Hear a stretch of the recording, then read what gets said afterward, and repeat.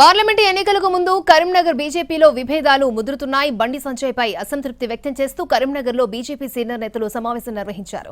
ఈ సమావేశానికి పెద్దపల్లి, కరీంనగర్, నిజామాబాద్ పార్లమెంటు స్థానాల పరిధిలోని నేతలు హాజరయ్యారు. జిల్లాలో కొందరికే ప్రాధాన్యతనిస్తున్నారని ఆరోపించారు నేతలు.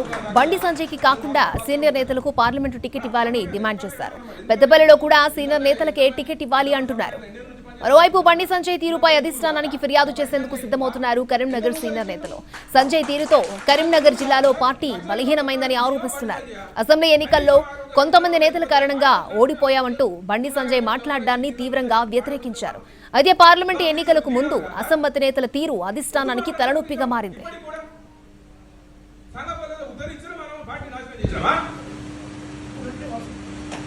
ముందుగా ఆ పంచాయతీ సంఘపలు మరి ఇచ్చమనే కాదు, మీకు ఏమైనా ఇబ్బంది ఉంటూ ఉండొచ్చు కానీ వాస్తవం జరిగేది అది ఒక విషయం సార్. ఎంపీ అయ్యాడు, ఒక విషయం ఎంపీ అయ్యాడు. ఎంపీ కాకముందు ఎన్ని కాన్స్టిట్యూషన్ లీడింగ్ వచ్చింది. ఇవాళ ఎన్ని కాన్స్టిట్యూషన్ ఉన్నది మన పరిస్థితి. ఫస్ట్ పొజిషన్, సెకండ్ పొజిషన్ ఏమన్నా చెప్పుకోండి. ఉన్న సీటు వేయింది హుజరాబాద్. నువ్వు గెలవలే, 2ే సెకండ్ లీడింగ్.